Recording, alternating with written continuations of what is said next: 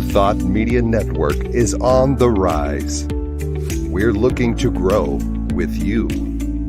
Do you have technical media experience? Or perhaps a desire to learn? Are you willing to volunteer your precious time and attention? We share this message to benefit all. If you possess a computer with a camera and a microphone, we will share our knowledge with you. Behind the scenes or being the star, let us bless our one. Contact us at info@ntmedia.org.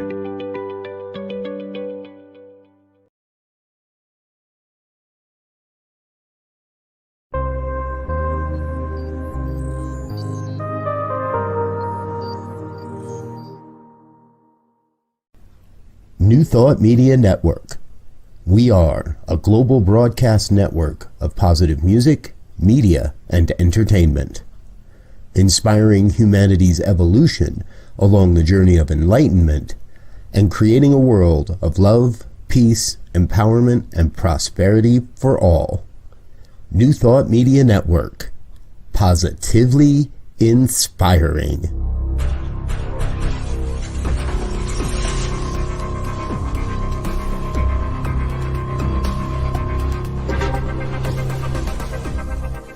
Live from a secure concrete bunker somewhere in Ohio, New Thought Media Network presents Pastor Michael Mangus with Friday's Fireside Chat, spiritual conversation for today. Here he is from the secret radio room, surrounded by thousands of watts, Pastor Michael Mangus.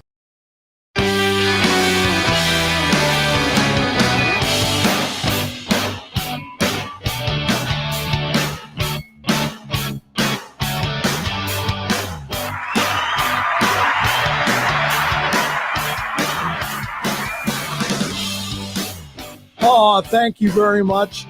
Always nice to be greeted by applause. Good evening to you and welcome.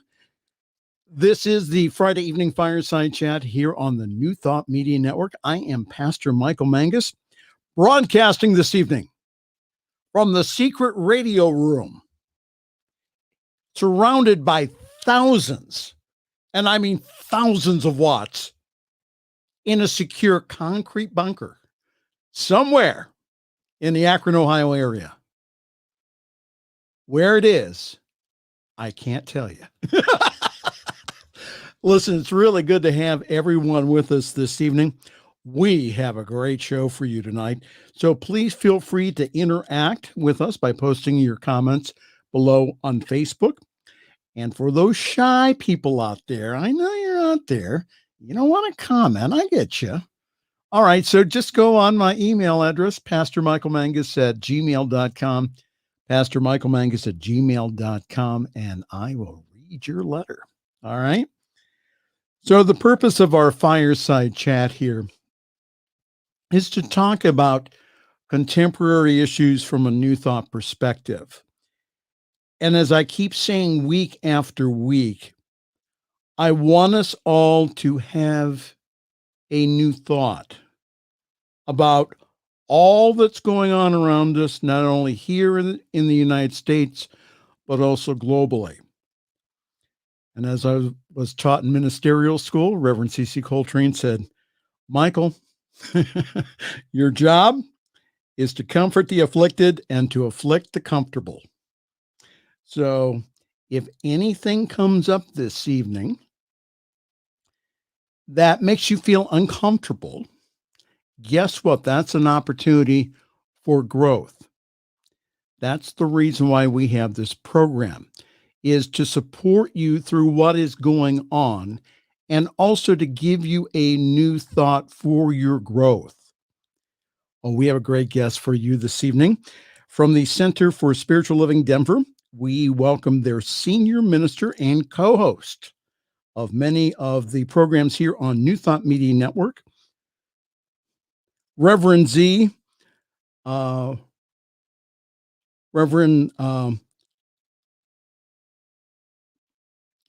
Elzia Sekou, I think that's right.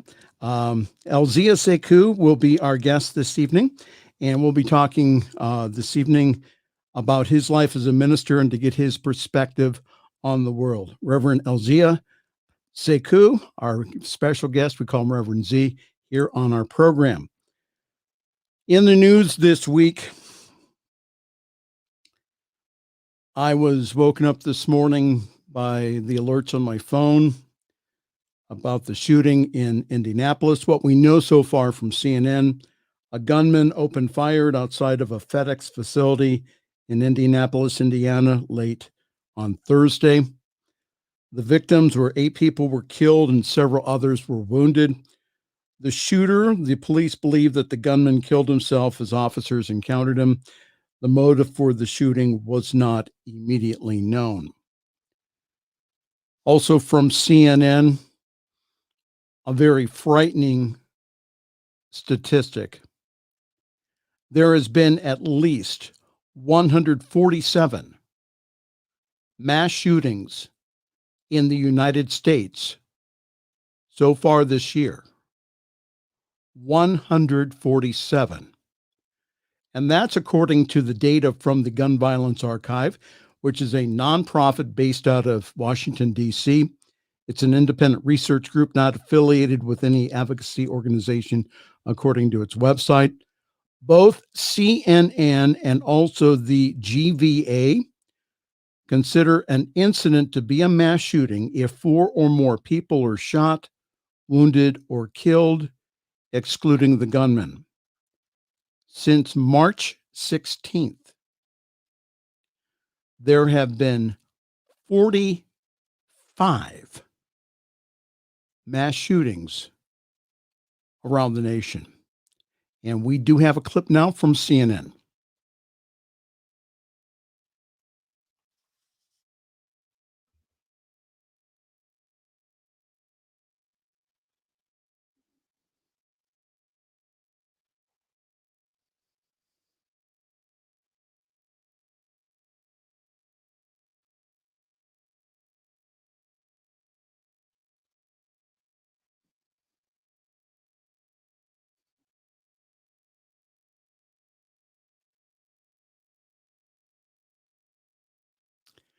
Well, we're having some technical difficulty. Maybe we can get that on later in the show.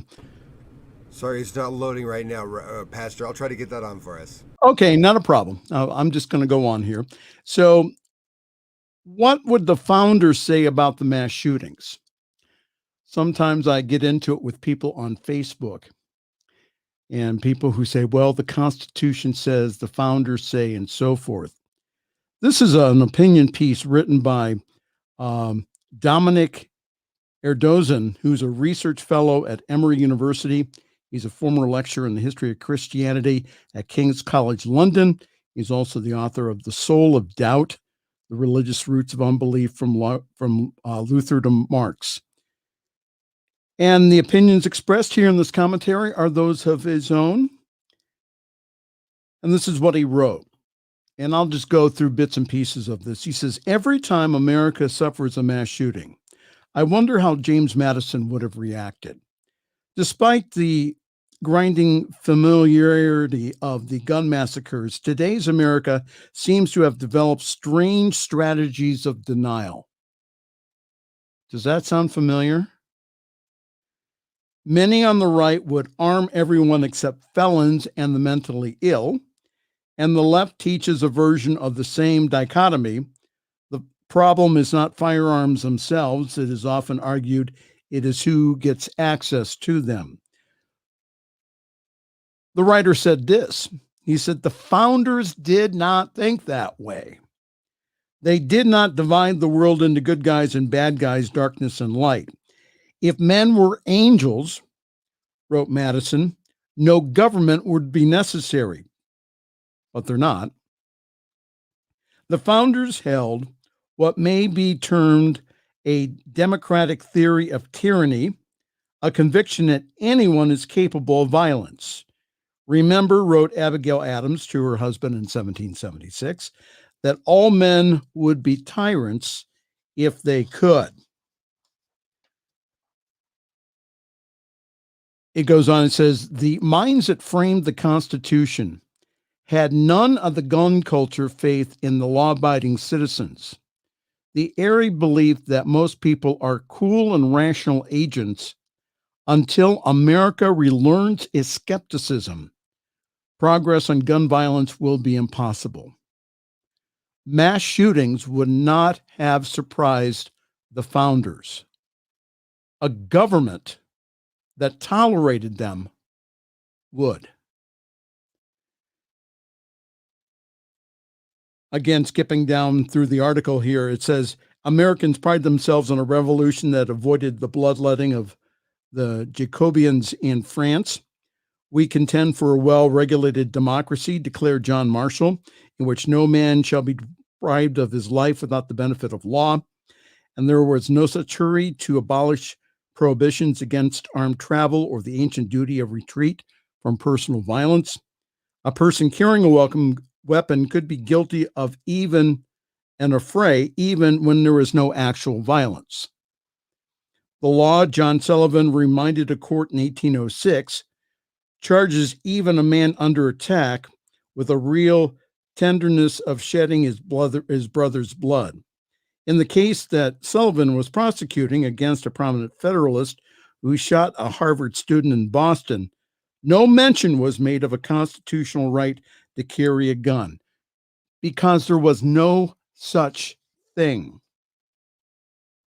Going on, he says, a gun, he added, is an unusual weapon wherewith to be armed and clad. No man among us carried it about with him as one of his everyday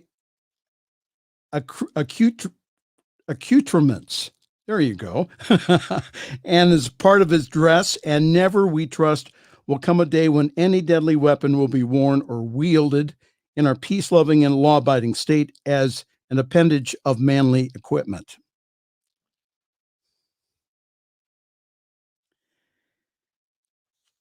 Interesting, huh?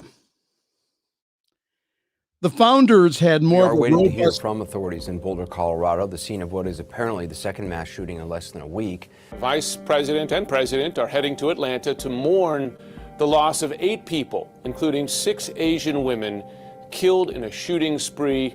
I think what I get tired of is screaming from the bottom of a barrel that this journey of 22 years, I mean, it's been 8,008 days since I experienced the most horrific loss.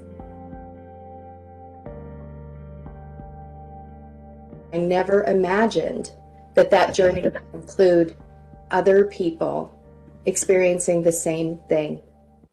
I think the first thing that goes through my mind is, why does it continue to happen? And more importantly, why are we not focused on a solution? I know how it affected my family, and I know how it affected my community, and so then I immediately think of all the people that this shooting is affecting.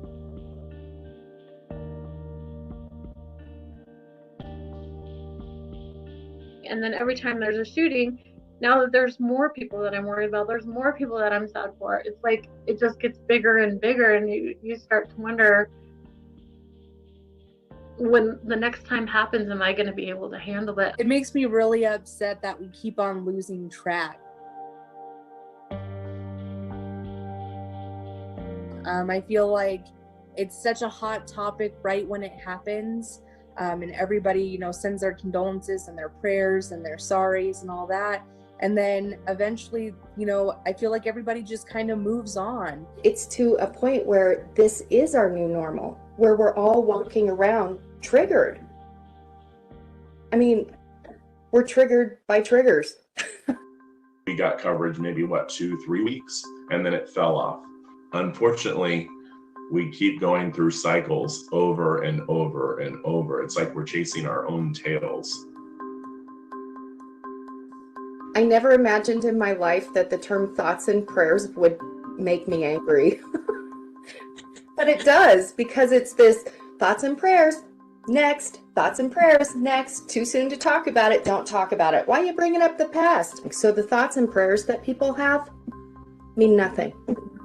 Even after Aurora, like, it was just all about numbers. Like, everyone was a number and not a name. 9 people dead. 17 people dead. The statistics are staggering. This many people killed, and like, it started seeming like people were not understanding that to each victim there's an actual story. What people don't understand is that every time an image of a shooter is shown, people are traumatized. When they start analyzing what this person or why this person might have done it and talk about their life and everything like that, that's just like giving that person the fame that they want. He was pretty much fed up and at the end of his rope, and yesterday was a really bad day for him, and this is what he did. I don't ever feel like someone having a bad day is going to be a reason to rain bullets on a crowd of innocent people.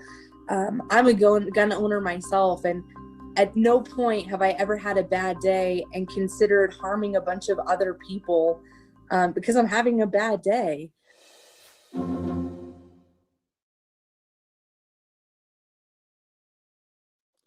That was from CNN. Let me conclude this from, again, the opinion piece about how the founding fathers would have felt about the gun violence today. The author wrote this. He said, the founders had a more robust account of human nature. They were as skeptical of saints as sinners, knowing that most people contained a little of both. Murder, wrote the physician, philosopher, and signer of the Declaration of Independence, Benjamin Rush, is most frequently the effect of a sudden gust of passion, and has sometimes been the only stain of a well-spent or inoffensive life. Such people did not equate freedom with firepower, but with life.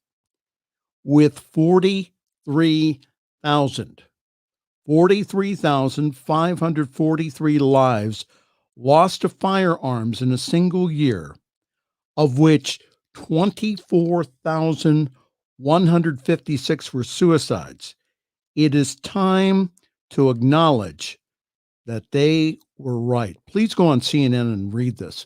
What an excellent piece. Like I mentioned a few weeks ago here, from a blog post from Dr. Jim Lockhart about gun violence, I'm asking you this question this evening. What is ours to do? What is ours to do here?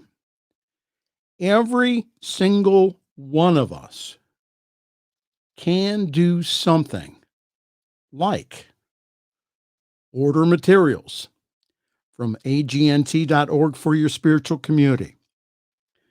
Be a part of a peace prayer circle here on the New Thought Media Network and also with your local community.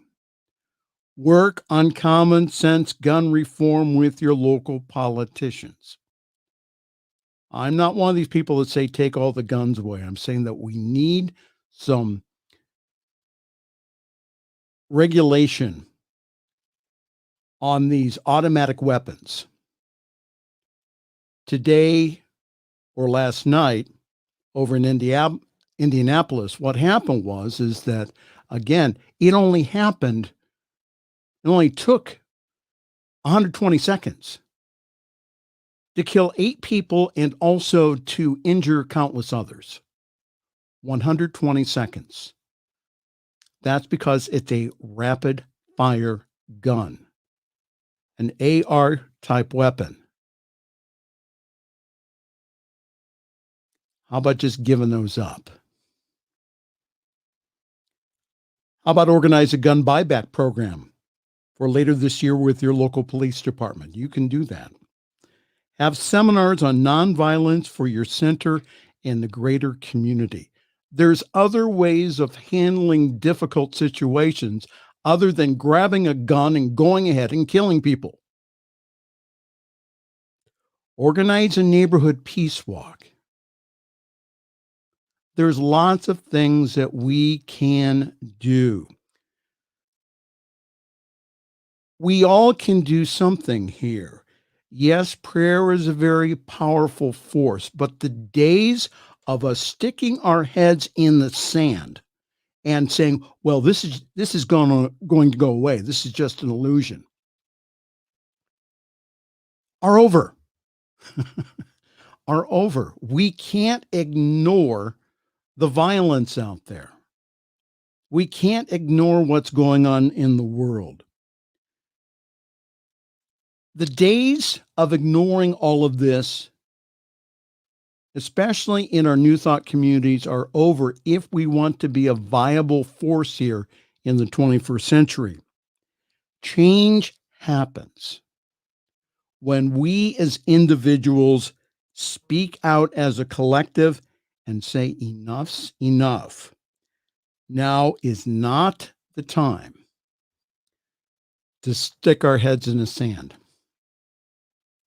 We must pray, but we also must be the example of that prayer. If we want things to change, I'm reading books on paradigms of consciousness for Holmes Institute. If we want things to change in the world, we must start with us.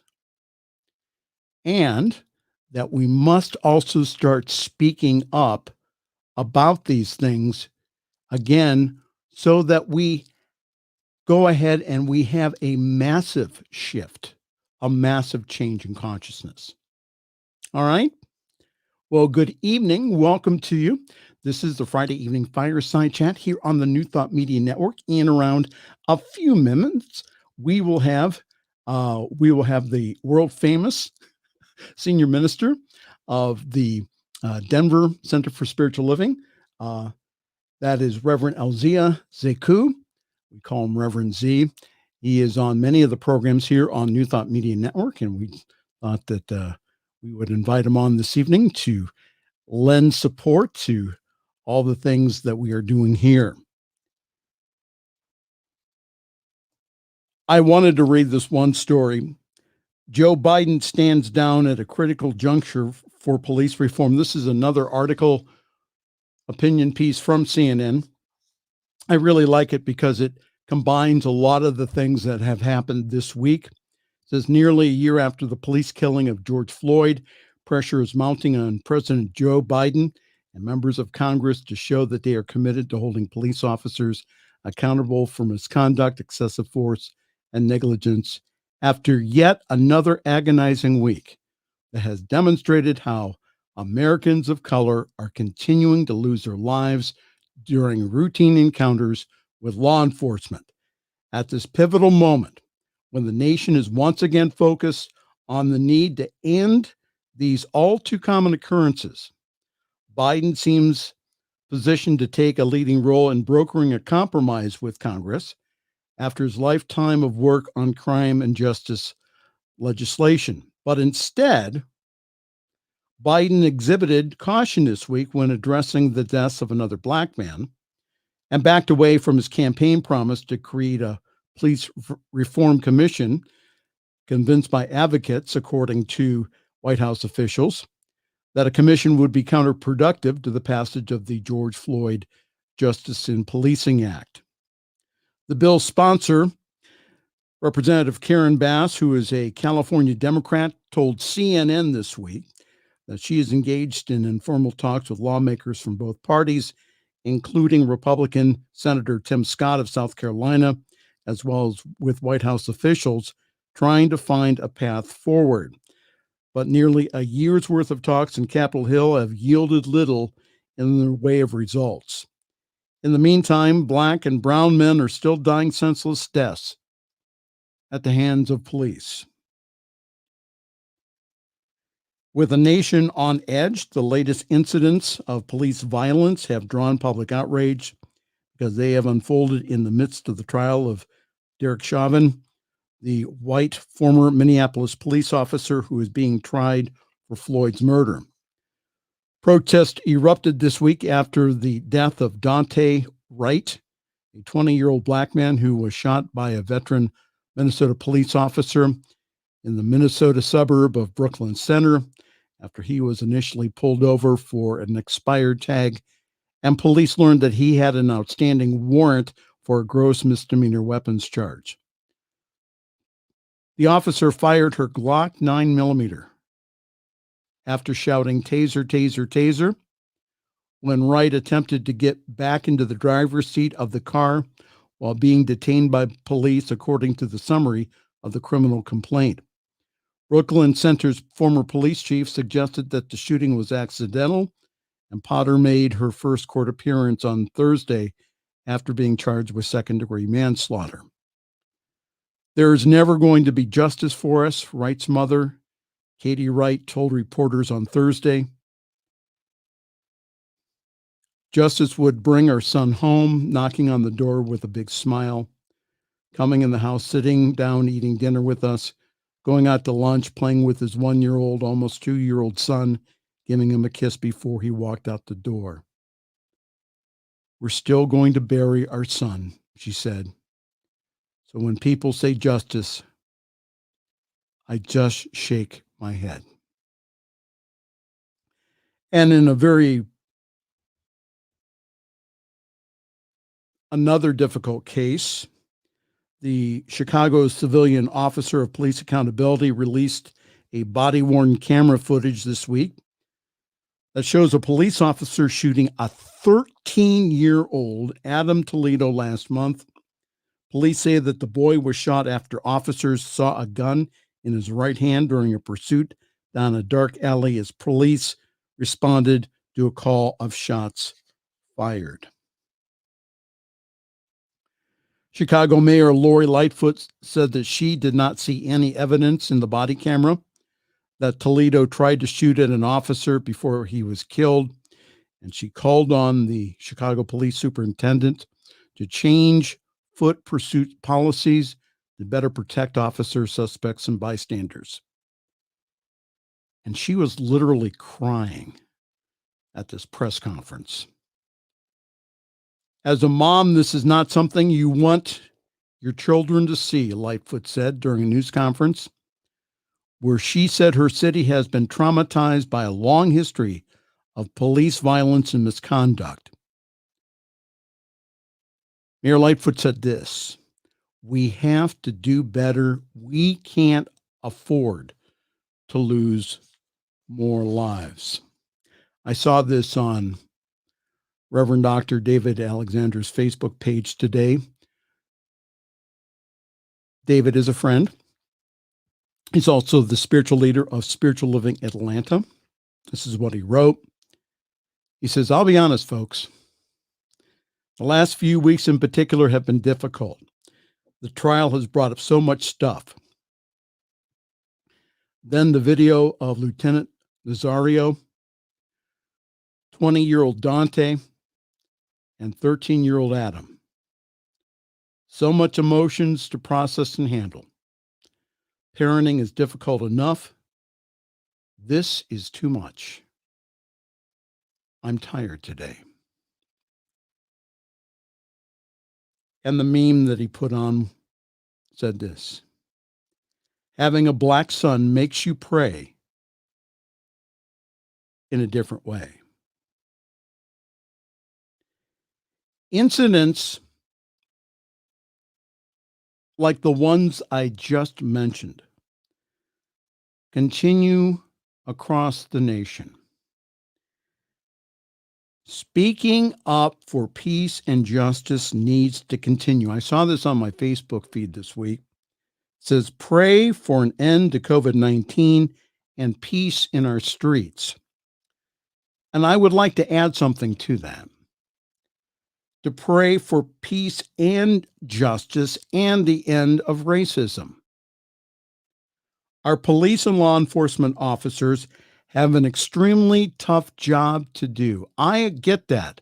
I understand that. That is why that I have for years have advocated for more education and also more training and also psychological testing also. We as people who claim to be spiritual, and we come from a place of love, we just ask our police officers,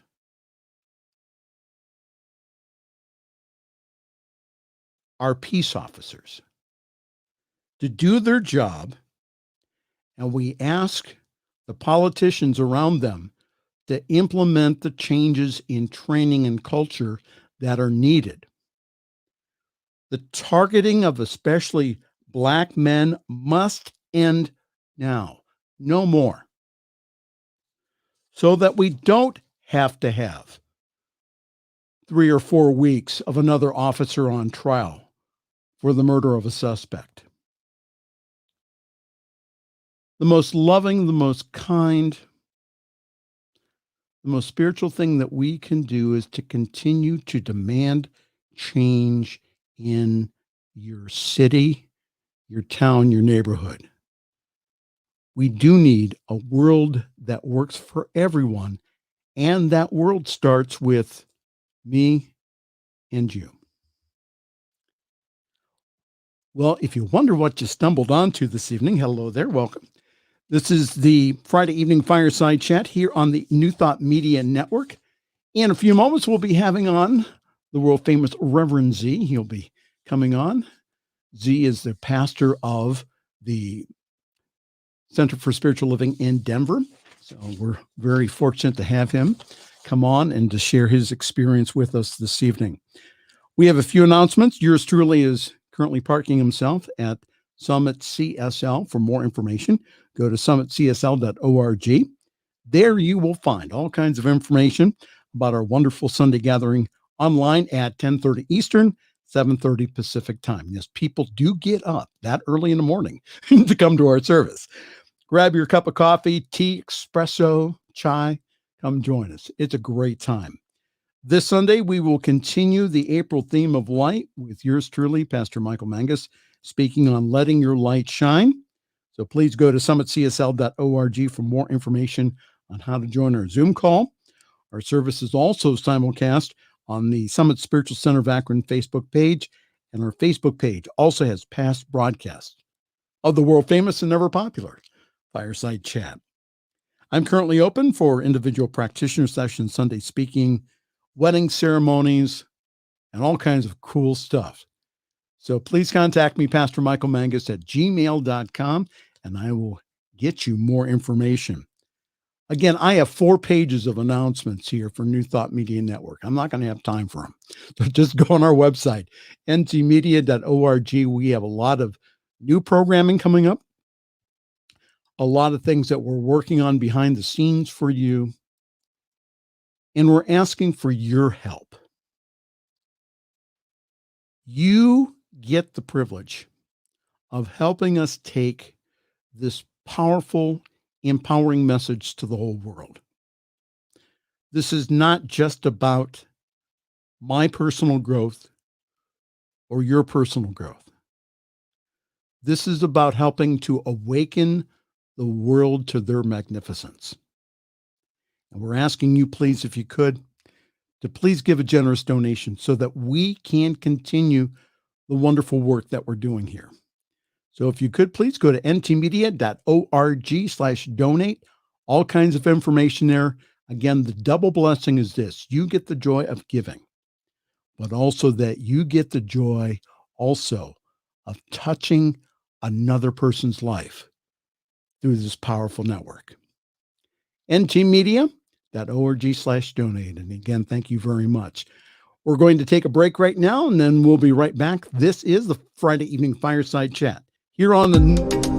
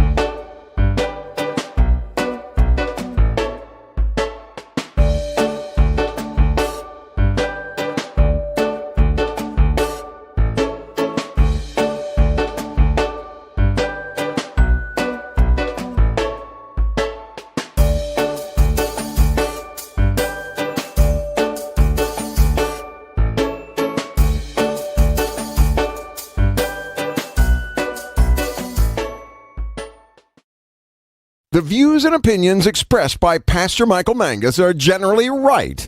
However, they are his own and do not reflect the views and opinions of New Thought Media Network, Centers for Spiritual Living, or any other person living or dead. As they say in the 12-Step Recovery Program, take what you like and leave the rest.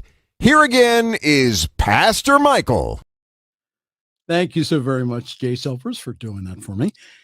It is my honor to present to you Reverend Elzia Sekou, who is the senior minister at CSL in the Denver area, and also that he is the co-host of many shows here on the New Thought Media Network. Reverend Z, welcome. Thank you. So glad to be here. My first time on the show. I hope it's not my last. And the topic that you have tonight is most definitely one that is should be anyway, beckoning everybody in this country to have a conversation about where we are and in the day and time.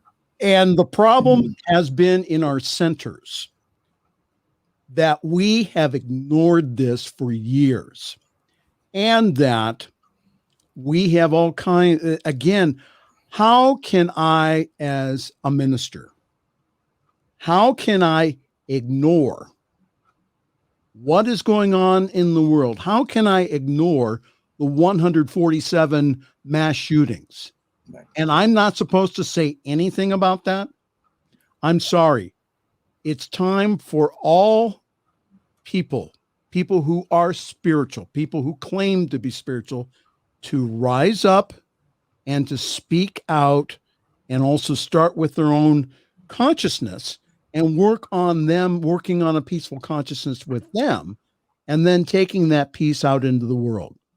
Absolutely. And you know, I was born and raised in the South, deep South.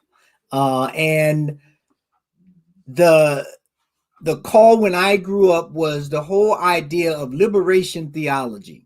And liberation theology, Reverend David Coyne really encapsulates that. But he talks about this whole idea of there has to be some accountability in your spirituality. There has to be some action in your spirituality to uplift humanity, which is the call for all religions and all spiritual practices. And so if we are involved in a spiritual pursuit, part of that has to be, I believe, this action piece that allows us to work with those who think like us and those who don't think like us. Because it's when we get with those who don't think like us, we get an opportunity to learn something different.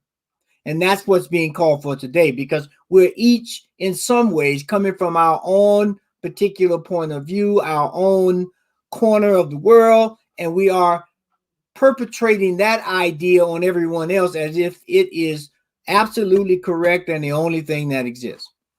Well, and also I think that we, again, in the past few years, and again, I've heard this online and I've commented about this before, people thinking that, well, and I'll just refer to myself, well, Reverend Mangus, you just teach the truth. Do not get involved in any social issues. Do not have any comments about anything. Just teach the word. Yeah. And I very politely say back to them, well, you really need to read, especially your New Testament, and about that character Jesus, the revolutionary Jesus. Yes. The whole idea is that, again, and the reason for this program is because not only do we want to be supportive of this very important time in history of shift and change that's going on. So for me as a pastor to kind of guide the flock through that time, but also to encourage people that when the stuff on the news that you hear, you are not powerless, is that there is something for you to do to help your brother and sister. There is something for you to do to help your community. I am challenging all New Thought communities to do two things in this next year as they come back from COVID-19. Number one is to hold a seminar on nonviolence and to open it up to the community. Okay, so that's one thing that we can do. We can all put on a seminar for nonviolence. The second thing to do that I'm encouraging everyone to do is take a social project in your neighborhood and do it. When I was in Carnegie, which is right outside of Pittsburgh, not that long ago when I was pastoring over there, 75% of the children there were eligible for food support. 75%. Wow. You're telling me that that I should not be. Well, what happened was I got involved with a group of ministers and we started doing a feeding program. There is enough food around there. There is, but the thing is that the powers in and around us, they need our help again to help that. There's a lot of things that we can do. Spirituality is not all about me. Yes, if you go ahead, I realize that when you come to our centers, yes, there's a lot of awakening that needs to happen. But then there comes a point in which that you start giving it away. You start being the light in the world. And what happens is that your whole world shifts and changes. The people around you start shifting and changing, or they will leave. Okay, because you're letting your light shine. So that's why I'm encouraging all of our communities, especially the communities that are affiliated with New Thought Media Network, 2 things this next year, and we'll help you on that. First one is the nonviolence seminar. We can all do that, and we'll get together, have the ministers and the practitioners put that together. But the second thing is this: go feed a child in your neighborhood. Go help your neighbor. Go be involved. Go be the light in the world. Yeah. So go ahead, Reverend Z. I'm talking a lot. Yeah, no. I mean, but those are things that we need to do, and as I look at ways of well, if I look at how people come into spirituality, right? We come through different paths and people have different ideas and expectation what it means to serve, right? And you mentioned before about how some of the congregants are saying, well, just teach the truth. Just teach the truth. Well, the fact of the matter is, the truth is kind of hollow if it doesn't spur anybody on to do something. If it doesn't spur any action, it doesn't do much. Amen. And it's a good talking point and it's a good rhetoric point, but in terms of changing lives and saving lives, it can fall hollow if that's all it is. I learned this poem a while ago that goes like this: I'd rather see a sermon than to hear one any day. I'd rather one to walk with me than just to show the way. The eye is a better pupil and more willing than the ear. Advice may be misleading, but examples are always clear. And that is the life that we as ministers have to partake in. We have to be leaders. We have to give an example.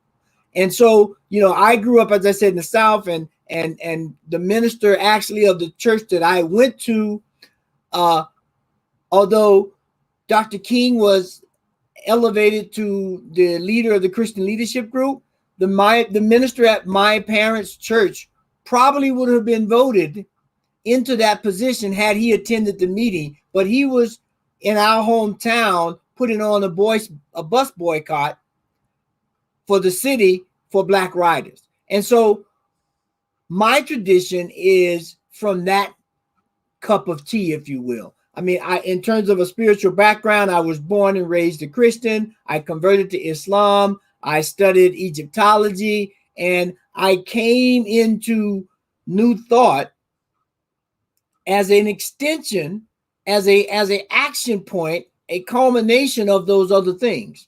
Because as we know from Dr. Holmes's precepts, he didn't want to start a new religion. He said, we got enough of those. This is an educational institute for prayer and action, and to be open at the top so that we can continue as we discover more truths, figure out how to put those into action and create this platform where we can have a spirituality and spiritual practices. Because without the practices, you don't know, you can build the car, but if you never drive it, you don't know what you really have.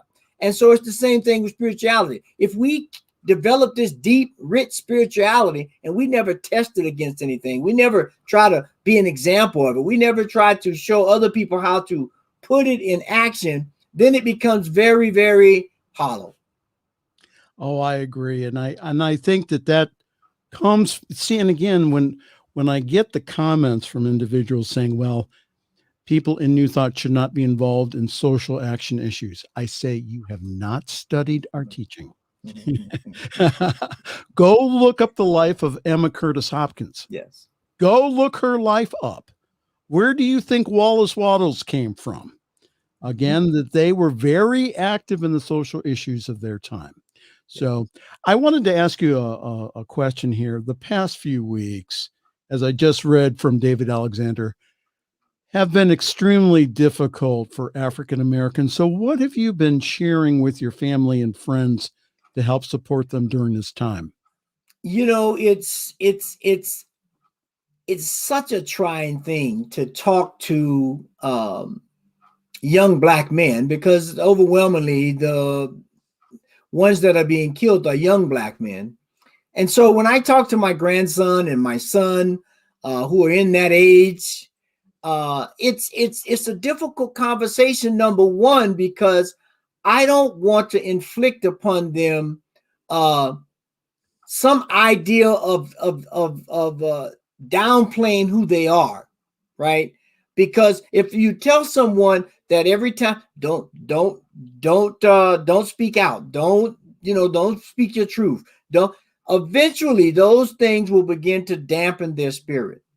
But at the same time, you have to tell him to be aware and cautious of your environment and what you're dealing with in terms of how you respond and when you articulate what it is that you're dealing with. So it's been some hard conversation trying to give them the information, and the young men in my family are very astute and they stay on top of things, which I'm very aware that they are in tune with the information. But sometimes without that experience and without that wisdom, it becomes difficult. They say knowledge is having information, but wisdom is knowing when to do it and how to do it. And that's what we need to get now, that wisdom of how to have these young people take this knowledge that they get on the internet and on their phone and how to use it and how to act on it. And at the same time, be fully who and what you are. I think that is so important here. If you're wondering what you're watching this evening, hello, we're talking with Reverend Z of the CSL in Denver, Colorado. I am Pastor Michael Mangus. This is the Friday evening Fireside Chat. We have just a few more moments here. I wanted to talk about, you spoke on the chapter on prayer last Saturday for the Science of Mind teaching that we have here on the New Thought Media Network. So with all that's going on in the world right now, give us some suggestions here on how to pray our way through this. Well, first and foremost, you got to pray. So that's the first thing, is do pray, and pray from an uplifted, inspirational, forward-thinking perspective. In New Thought, and in religious science, we have this idea of treating as if it's already done, right? So we're praying knowing that we live in a field of consciousness, and that as we pray, what we're really doing is attuning ourselves to the infinite knowledge and aligning ourselves with that so that we can embody that wisdom, that knowledge, and have it spur us into action. And so that's how we have to pray, I believe, if we're going to get through these types of issues that we're facing now, because we can pray and there are certain things that will happen just because that's how prayer works. It will elevate to the level of the intelligence of the universe. God itself will begin to put things it's like tuning a radio dial. If I start moving toward 107.5, as soon as I get close to it, you'll start picking up a little bit of sound with static, and the more I get close to it, it will begin to get louder and clearer. Well, that's the same thing with prayer. But then once you get to the radio station, depending on which one it is, you're going to start dancing if the music's good. Some action's going to happen. If it's songs for to serenade, you're going to start singing, trying to get your serenade on. So it's that kind of a reply, that give and take, that polarity that we have to fall into, that once we hit the station, once we're in tune with the infinite, then we have to have that spur us into action. And that's what I would call prayer in action. How wonderful. You became the senior minister of CSL Denver right during COVID here. Yes. So speak how your community is doing during this time, and how are you doing ministry? I mean, it's just it's a whole new world out there. So how are you doing ministry in Denver? Well, it's been challenged, like I'm sure for everyone, but it's been fun. Like you said, I took over the center 3 months before the pandemic hit. And so I've been on air as a minister more than I've been at the actual center. But, the good thing about it, we've gathered a good following. We've got good people around the world now. And as I'm sure everyone has. And the good thing about that now, and what's going to be a challenge going forward, is every center, church, mosque, synagogue who's had to do this will begin to figure out, or have to figure out, how do we blend the two? Where is the razor's edge between an in-person service and an online service, number one? And the second thing is going to be, because I'm sure a lot of people have gotten very comfortable having service at home. And so to get them engaged, like you said earlier, we're going to have to be very creative in having social programs, educational programs, feeding programs, that will allow people to not only get out and get involved, but to exchange ideas, not just online, but in person. And I think that one of the things that I really miss about community is we have community with Zoom and the wonderful technology that we've been blessed with during this time. And that I think that, and I tell people, if, again, I have thousands of books, as probably as well as you do, that how I really have put the science of mind in action is being a part of a community. Because again, steel sharpens steel here. Mm-hmm. So I've learned many, many lessons by just being around people who lovingly point out things that maybe I need to take a look at. Mm-hmm. I've had African-American people come up to me and say, listen, this is what you said. Maybe you want to change that. Mm-hmm. So I think that having community and having people around you that love you, that will love you enough to come up and give you a word or two, for me, that has been the biggest growing point as far as spirituality. So I really support people to, again, we're doing wonderful things online here, but again, as we open up here, please go back to your community, not so much to get, but to find a way where you can give in your community. I think that that's one of the things that we've neglected in the science of mind, is, again, that we talk about, again, self-empowerment. But the self-empowerment, the greatest thing that I have experienced in our communities has been giving myself away. That has been more empowering than anything else. Go ahead. And the other good thing about community, like the social media and the online stuff is great community building because you can do it at any time. You can save it. But the thing about in-person community is that there's an energy, there's a vibration that causes some spontaneity and that causes some interactions and exchange of ideas that could be congruent or incongruent that will allow us to grow and raise our level of everything: communication, empathy, compassion, because we're going to be faced with all those things. If I'm online and I'm listening to somebody, I don't like them, I can just turn it off. I don't have to be confronted with anything, right? But if I'm in the center and I get into a point with somebody, then I have to deal with that right there because it's in my face. And so I think that's going to be a good thing. It's going to be a great building container for us to begin to learn how to, because the other piece, everybody's going to be somewhat on the edge when we go back together of what to say and how to say it. And so it's going to give us a great opportunity to learn to re-communicate with each other, to learn how to find new words and new ways of expressing ourselves and being in action that we so desperately need right now. And so I'm kind of looking forward to that because I'm a people person. So I'm just waiting for that to happen. Well, Reverend Elzia Sekou from the wonderful center in CSL in Denver, who's online here on the New Thought Media Network. They have their service every Sunday here.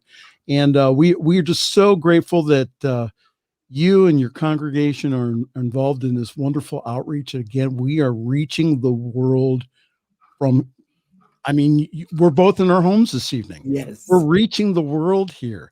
And so we have the opportunity here again with this technology. My brother, thank you so very much for being on the show this evening, and we'll invite you back sometime. How about that? I look forward to it. All right. And I just like to say, Ramadan Mubarak to all the Muslims who are fasting and praying for the month of Ramadan. Wonderful. Thank you so very, very much. Reverend Z, who's seen on many programs here on the New Thought Media Network. Well, it's that time. Time to go here. Just to let you know again that we have a lot of different programs here during the week. So if you could please go on our website, and that is ntmedia.org. Again, I have 4 pages of new programming schedule.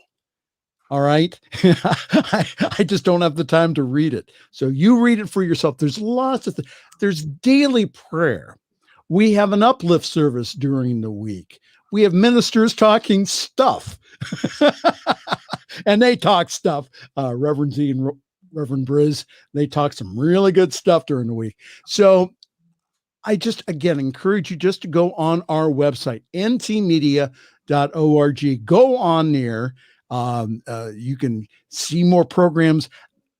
Catch the wonderful program that Reverend Z did last Saturday on prayer. It was outstanding. So please, again, we are reaching the world here through this network. So please, again, and please consider a very generous donation and also partnering with us on a monthly basis. I'm telling you that we have all kinds of doors of opportunities, and Z could probably tell you some of the things that we're working on, but it's like the whole world is opened up to us. And that by partnering with us, what'll happen is that, again, that we're able to take this powerful message to the world. Yeah. All right. All right. Thank you again, Reverend Z, for being on the program this evening. And thank you so very much for being here. Pastor Michael Mangus wishing you a wonderful week. And we will see you next Friday evening. Thanks for joining us this evening for Friday's Fireside Chat with Pastor Michael Mangus. Join us again next week at 8 Eastern, 6 Mountain for more spiritual conversations for today. For more information and replays of past shows, please visit the New Thought Radio and Media Network's Facebook page. Until next week, may God bless you richly and abundantly.